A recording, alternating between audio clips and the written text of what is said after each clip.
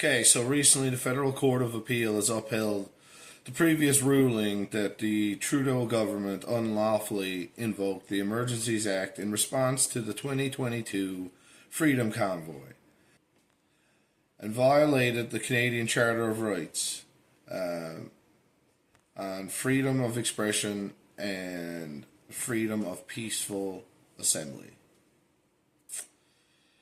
And here comes Freeland. My mom always said there were no monsters, but there are, aren't there, Chef?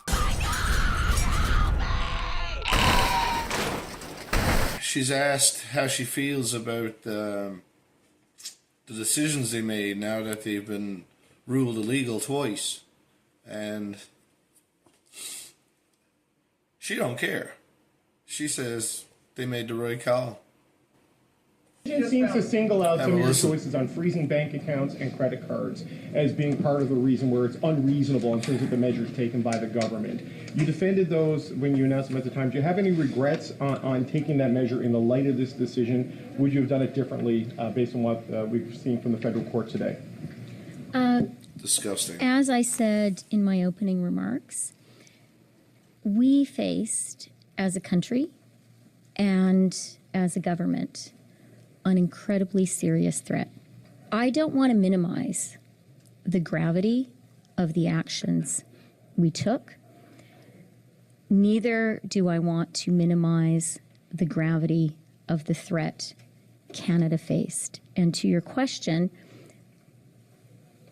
I was certain, after a lot of deliberation with colleagues and many others, that we took the right decision. I was certain at the time.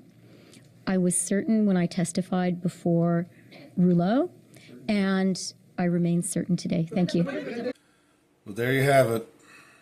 The biggest threat we've ever faced in Canada, the Freedom Convoy. Hot chocolate and marshmallows. Holy shit.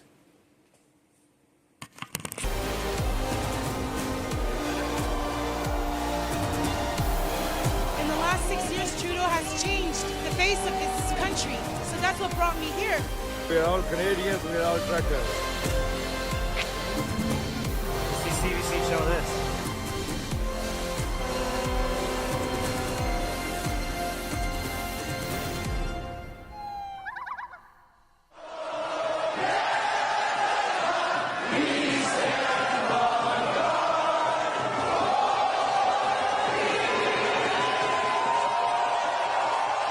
Now that she's admitted that the Liberal government doesn't care about the Canadian Charter of Rights, here comes these two guys to say, give me your guns, or we're going to take your pal. And don't buy any more guns, because we're going to make more guns illegal. Oh, that's cool. Okay, I hope we realize how crazy this is, right? Government's totally against the people. On both sides, liberal and conservatives, we're in the same boat. We're getting fucked. The government posts very little stats, so anytime you're trying to make a sensible argument, you can't go to the stats because there are none. They don't break anything down. It's all bland, whitewashed. But anyway, here's one that really matters. 2020. 277 firearm homicides total.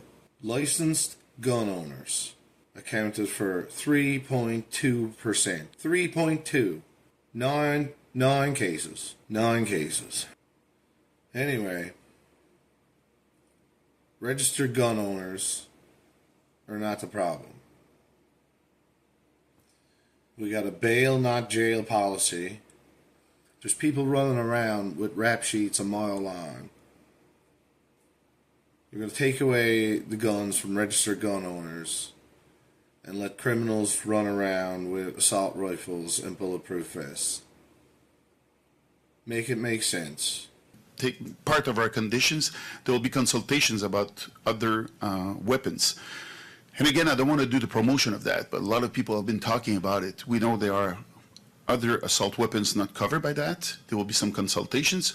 So for those of you who are thinking, you know what, I'm going to sell my weapon, I'm going to get the money and buy another one, which is another assault rifle, that will be a mistake because there will be consultations and they could be banned as well.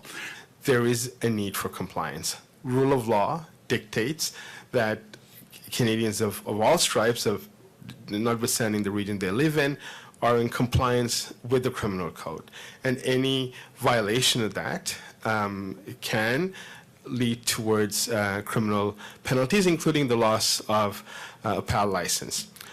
What I will say is that if jurisdictions do not want to or are actively impeding on our ability to provide compensation, then they still need to have a plan to ensure compliance as of October the 31st. Registering your guns is just the first step towards taking away guns from everyone. That's never going to happen because here in Canada we have a culture that has grown up with guns and that respects the need. Today forward, it is no longer legal to buy, sell, or transfer a handgun in Canada. And the only video on the topic that I've seen make sense today is this video of a debate with David Hogg and a Chinese immigrant to America. God love this woman. Actually, I am a Chinese immigrant who survived communism. And under Mao, 40 million people were starving to death after he sold communism to them.